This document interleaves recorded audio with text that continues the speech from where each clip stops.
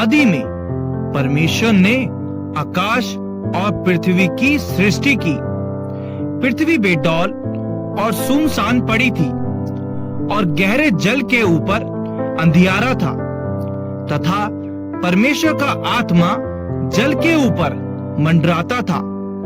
जब परमेश्वर ने कहा उजियाला हो, तो उजियाला हो गया। और परमेश्वर ने उजियाले को देखा कि अच्छा है, और परमेश्वर ने उजियाले को अंधियारे से अलग किया। और परमेश्वर ने उजियाले को दिन और अंधियारे को रात कहा, तथा सांझ हुई, फिर भोर हुआ। इस प्रकार पहला दिन हो गया। फिर परमेश्वर ने कहा जल के बीच एक ऐसा अंतर हो कि जल दो भाग हो जाए। तब परमेश्वर ने एक अंतर बनाकर उसके नीचे के जल और उसके ऊपर के जल को अलग अलग किया, और वैसा ही हो गया। और परमेश्वर ने उस अंतर को आकाश कहा, तथा सांझ हुई, फिर भोर हुआ। इस प्रकार दूसरा दिन हो गया। फिर परमेश्वर ने कहा आकाश के नीचे का जल एक स्थान में इकट्ठा हो जाए और सूखी भूमि दिखाई दे, और वैसा ही हो गया। परमेश्वर ने सूखी भूमि को पृथ्वी कहा, तथा जो जल इकट्ठा हुआ उसको उसने समुद्र कहा।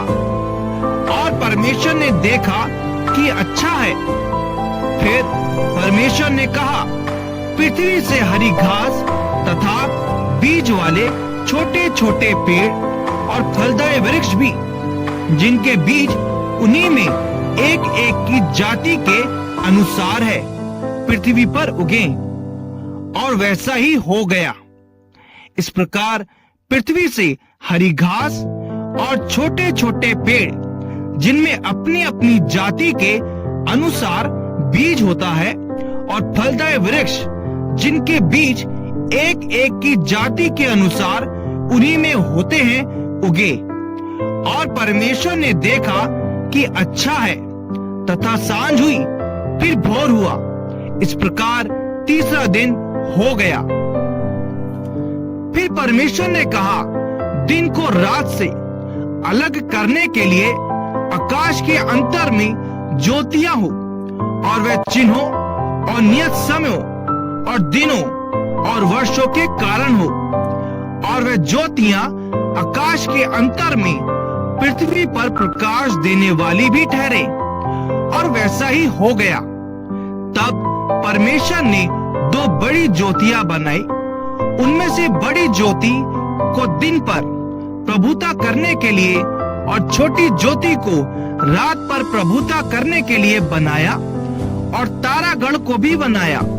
परमेश्वर ने उनको आकाश के अंतर में इसलिए रखा कि वह पृथ्वी पर प्रकाश दें, तथा दिन और रात पर प्रभुता करें, और उजियाले को अंधियारे से अलग करें। और परमेश्वर ने देखा कि अच्छा है, तथा सांझ हुई, फिर भोर हुआ।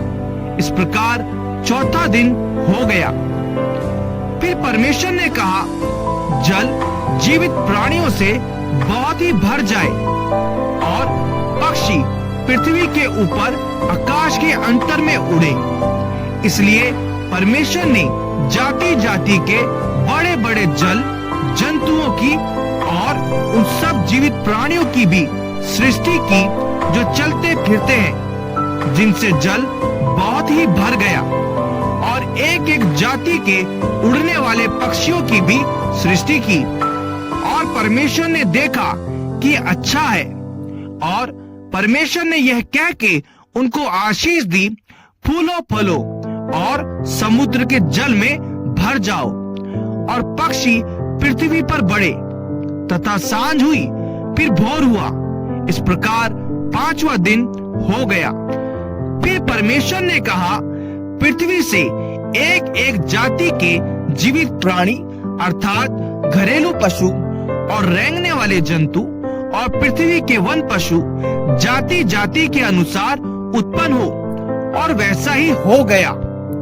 इस प्रकार परमेश्वर ने पृथ्वी के जाति जाति के वन पशुओं को और जाति जाति के घरेलू पशुओं को और जाति जाति के भूमि पर सब रेंगने वाले जंतुओं को बनाया, और परमेश्वर ने देखा कि अच्छा है।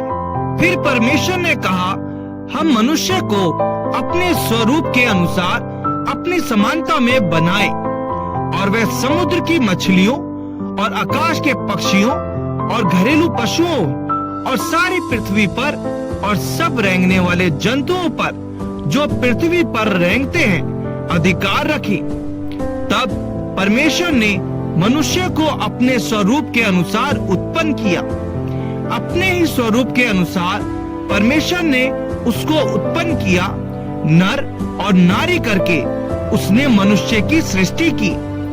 और परमेश्वर ने उनको आशीष दी और उनसे कहा, फूलो फलो और पृथ्वी में भर जाओ और उसको अपने वश में कर लो, और समुद्र की मछलियों तथा आकाश के पक्षियों और पृथ्वी पर रेंगने वाले सब जंतुओं पर अधिकार रखो।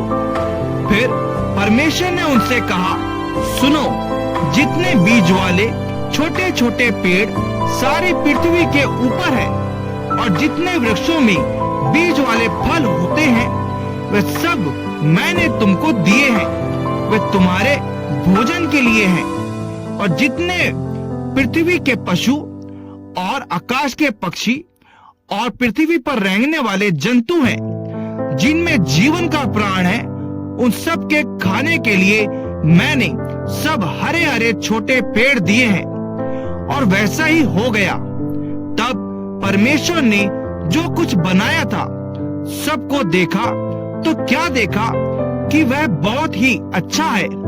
तथा सांझ हुई, फिर भोर हुआ। इस प्रकार छठा दिन हो गया।